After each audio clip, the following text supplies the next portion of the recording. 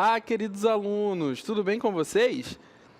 Eu sou o professor Ian Souto, daquele que é o melhor componente, o componente de História. Vamos ao objeto do conhecimento? Aula de número 8, objeto de conhecimento, as origens da humanidade, seus deslocamentos e os processos de sedentarização. Detalhamento. África, o berço da humanidade. Esse é o momento que você separa os seus cadernos, o seu caderno, as suas canetas coloridas, tome nota dos pontos importantes, tá bom? E vamos à aula.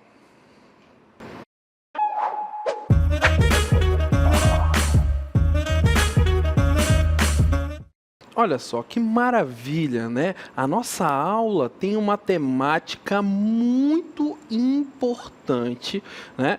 Para estarmos, nos debruçando sobre a história da humanidade. E nós vamos falar especificamente de um continente riquíssimo, de um continente que apresenta uma diversidade cultural, geográfica e também humana, né? Estamos falando de qual continente? Esse mesmo, o continente africano. Mas, diante da história da humanidade, nem sempre, os estudiosos, os pesquisadores olharam para esse continente, dessa forma, numa forma de admiração, de pesquisa. Então, vamos adiante. Olha só, a história ela é caracterizada pela evolução, pelo movimento e transformação dos grupos humanos ao longo do tempo e no espaço. No entanto, em épocas passadas, especialmente durante o século XIX, ali a partir dos anos de 1801, alguns acadêmicos interpretaram que nem todos os grupos humanos possuíam uma história. E aqui nós vamos verificar uma fala de Hegel. Olha só, a África não é um continente histórico. Ela não demonstra nem mudança, nem desenvolvimento.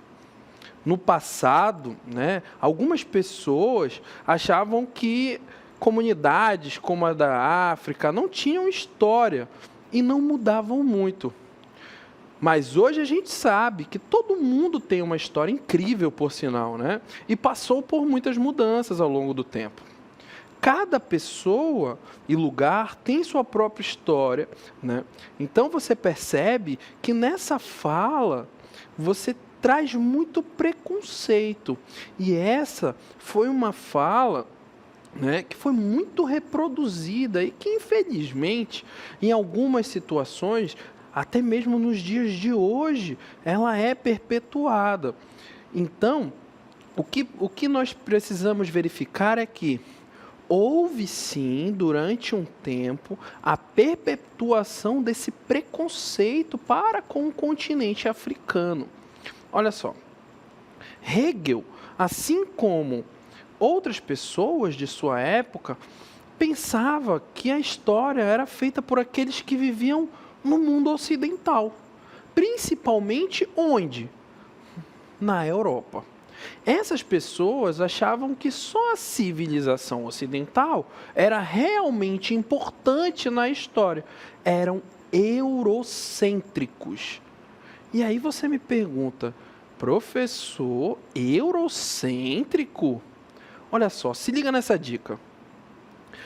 Esse termo eurocêntrico é quando as pessoas pensam que as coisas que são produzidas lá no continente europeu são as mais importantes.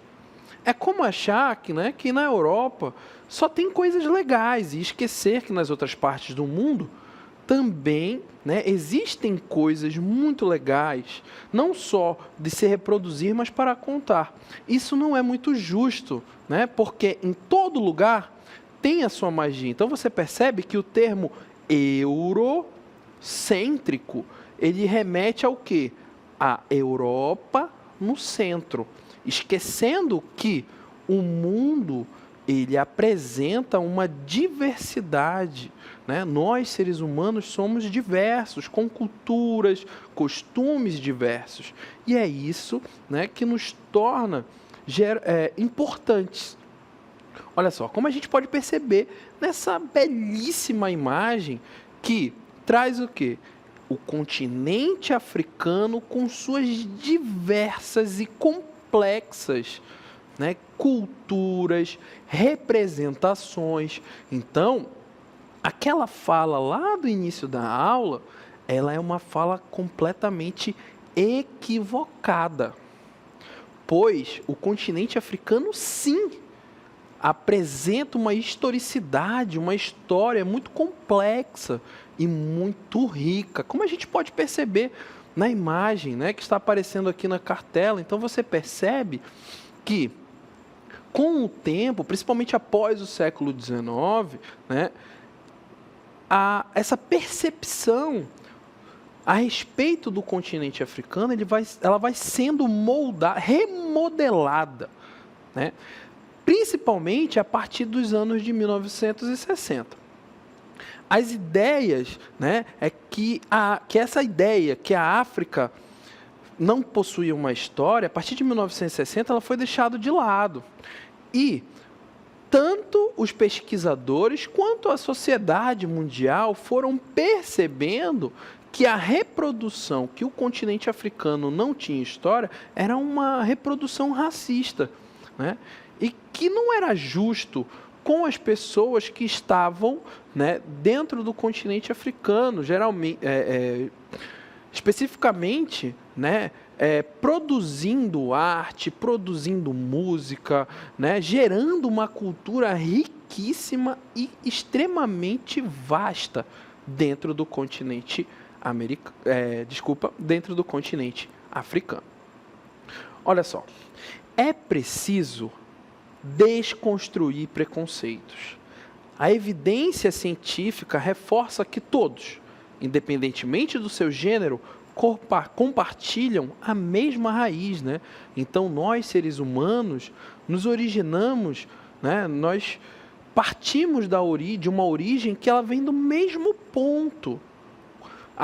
Mesmo que tenhamos características distintas e diversas, mas temos uma raiz em comum, né? Independente dos formatos dos olhos, dos traços faciais ou da tonalidade de pele, essas diferenças perdem, né, a sua relevância quando refletimos sobre a nossa origem comum. E é por isso, né, que esse assunto é extremamente importante, falarmos justamente da importância do continente africano como berço e origem, né, da humanidade, assim como termos a consciência que dentro do continente africano, esse continente apresenta uma diversidade gigantesca de cultura.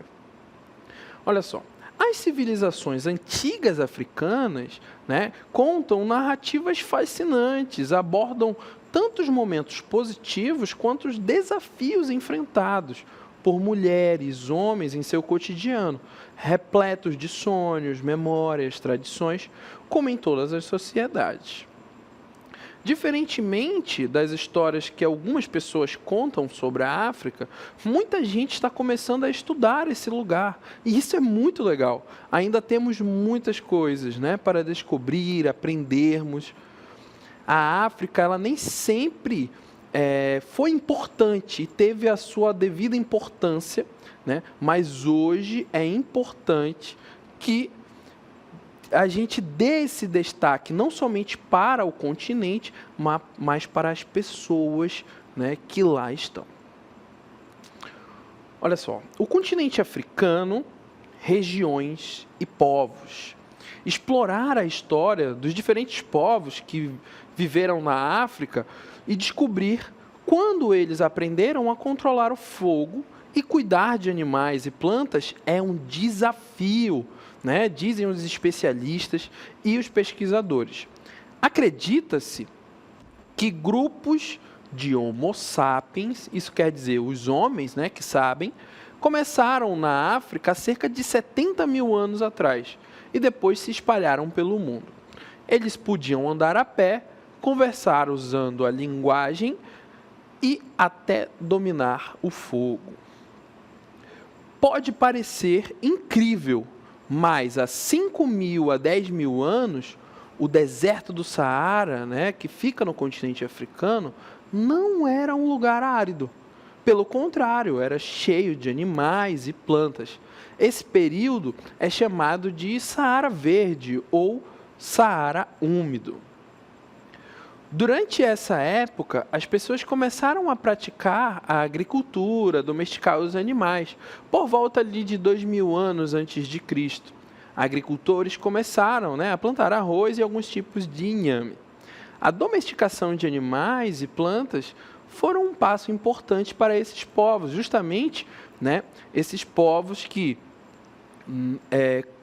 têm a sua origem dentro do continente africano e vão começar a desenvolver ali características próprias, tanto culturais quanto geográficas. Afinal de contas, vale ressaltar que o continente africano, justamente pela sua vastidão territorial, ele apresenta diversas características. Em algum local é um pouco mais quente, em um outro é quente e úmido, em um determinado lugar, como no deserto do Saara, que já foi uma área verde, hoje é uma região árida. Então você compreende que esses povos que lá existiam e que lá foram se desenvolvendo vão apresentar características diferentes, tanto de organização social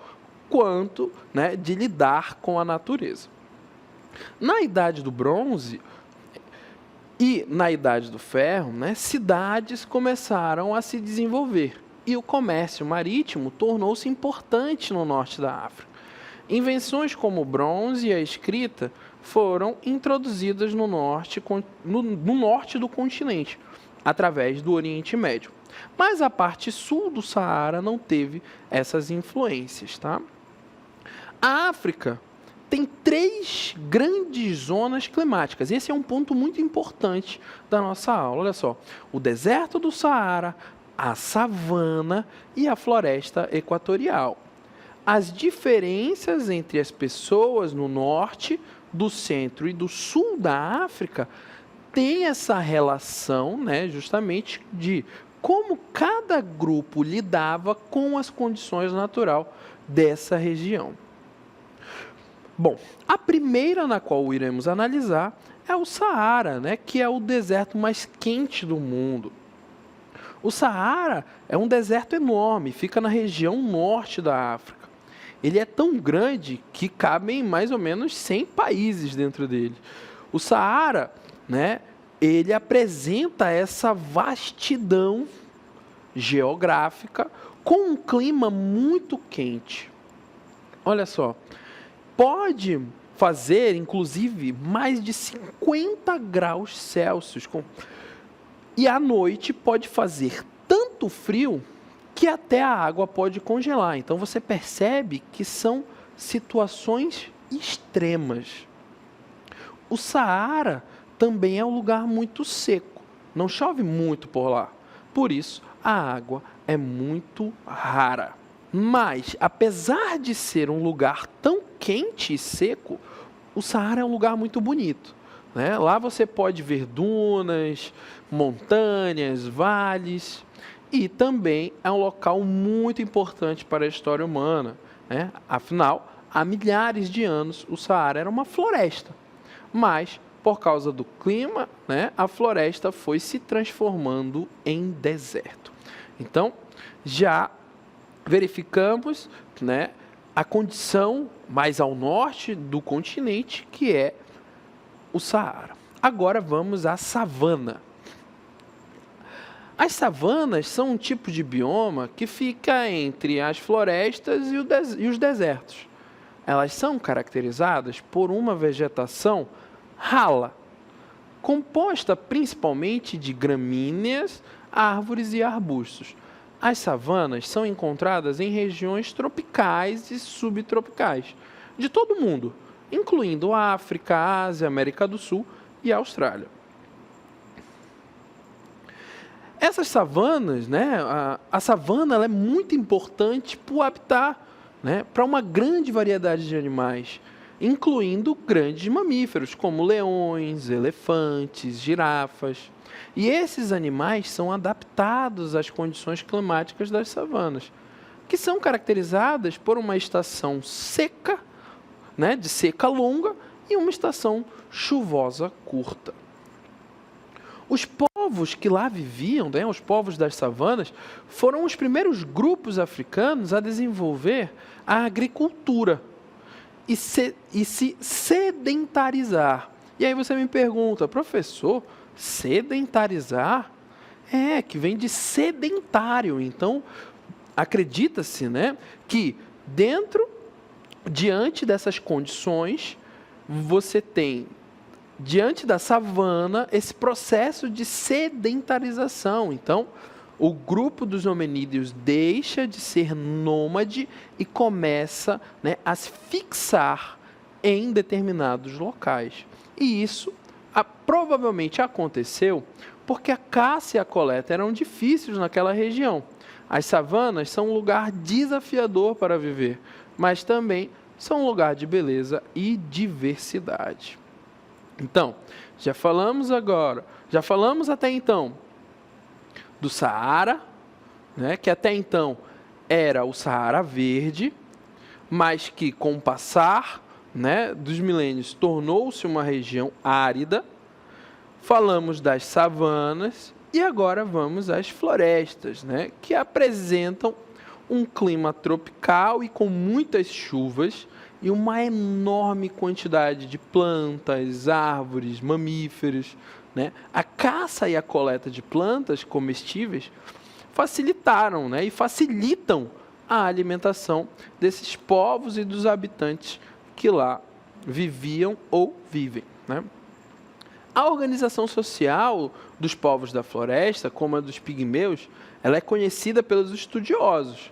Sabe-se, porém, que eles desenvolveram técnicas apuradas de caça, né, e aos grandes e pequenos animais. Então você já percebeu que o continente africano ele apresenta não somente uma diversidade cultural e social e de organização, mas também essa diversidade, né, essa grande quantidade de diferentes regiões com diferentes características climáticas vai também ser o ponto, né, um dos pontos principais dessa diversidade diante do continente africano. E, continuando, nós vamos falar a respeito de um território mais ao sul, né, que é o Sudão. O território ao sul do deserto do Saara é também conhecido como Sudão, e que significa Terra dos Negros. É uma região enorme que abriga uma grande diversidade de povos e culturas. Por milênios, essa região foi habitada por povos diferentes, né, e de organizações sociais diferentes. Haviam povos nômades, pastores, agricultores e até mesmo reinos poderosos. Os povos do Sudão, né, praticavam o comércio e tinham contato com outros povos da África, mas esse isolamento geográfico dificultava o contato com o resto do mundo. A costa do continente africano é pouco recortada, dificultando a construção de portos. Além disso, os rios da África são, em geral, não navegáveis. Esse isolamento geográfico contribuiu para o desenvolvimento de culturas únicas e distintas no Sudão. Um ponto muito importante da nossa aula é justamente estarmos antenados à não reprodução de falas preconceituosas a respeito da homogeneidade do continente africano. E aí você me pergunta, homogeneidade? Que palavra difícil, né? Que é basicamente o quê? Tratar como se todos fossem iguais. Esse é um ponto importante de deixarmos de lado essa homogeneidade e compreender que, diante do continente africano, nós lidamos com a diversidade, com a pluralidade, com os diversos.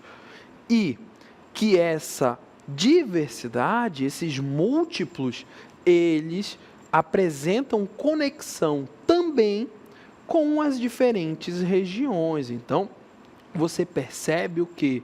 Que o continente que é considerado o berço da humanidade, ele por si só já apresenta uma característica incrível dos seres humanos, que é o quê? A diversidade. Ninguém, né, é igual ao outro. Então, a beleza está justamente em reconhecer que os grupos humanos vão se desenvolver, evoluir, né, perante o diverso. Então, dentro da história, né, da humanidade, nós vamos percebendo justamente o que essas diferenças de lidar tanto com a sociedade, a organização política, tanto de lidar com as características geográficas daquela região. E é isso, né, que vamos percebendo ao longo da história humana e que vamos percebendo ao longo, né, do desenvolvimento do nosso componente, que é o componente de história. Um ponto importante é que a nossa incrível diversidade humana. Olha só, os fósseis de pé pequeno, Lucy, e do Australopithecus africanos, né, mostram que os primeiros humanos viveram lá há milhões de anos. Então você percebe o quê? Que dentro do continente foram, né, encontradas justamente diversas etapas da evolução do homem. Então você percebe que ao longo da história, esse processo evolutivo, né, de mudanças, de adaptações, ele está completamente linkado à diversidade territorial do continente africano. E isso foi importante para o quê? Para que a nossa espécie fosse, né, se adaptando e ganhando novas habilidades. Olha só, a partir da África, alguns grupos de humanos começaram a migrar para outros lugares do mundo. Mas, ao chegarem em novos lugares, eles se adaptaram de maneiras diferentes. Então, você percebe o quê? Que a África vai ser justamente esse continente na qual vai dar origem, né, à nossa espécie. Vai haver um processo evolutivo complexo e que, claro, não foi de um dia para a noite, e que dentro desse processo há uma dispersão, né, do ser humano pelo mundo. E assim, um ponto muito importante é que essa dispersão do ser humano pelos diversos continentes, ela foi uma dispersão, né, que ainda não se tem uma, vamos dizer assim, ainda não se bateu um martelo de fato, né, para entender como essa dispersão ocorreu. Uma teoria muito importante é a teoria do Estreito de Bering, né, ali na era glacial. Mas, né, atualmente, com um avanço, principalmente daquelas que são, né, vamos dizer assim, as ciências que ajudam no estudo da história, como a arqueologia, a geografia, né, percebe-se que algumas produções, tanto de instrumentos ou de pinturas rupestres, não batem com a teoria do Estreito de Bering. Então, para você perceber a complexidade que é lidar com o processo evolutivo humano e que, até os dias atuais, você ainda há avanços, né, para compreender a dispersão dos seres humanos e dos homens pelo mundo, tá? Olha só, alguns grupos, né, dentro desse processo evolutivo, se tornaram agricultores, enquanto outros continuaram a caçar e coletar alimentos. Alguns grupos se estabeleceram em cidades, enquanto outros continuaram a viver como nômades. Essas diferenças mostram que o desenvolvimento dos humanos não aconteceu da mesma forma ou na mesma direção.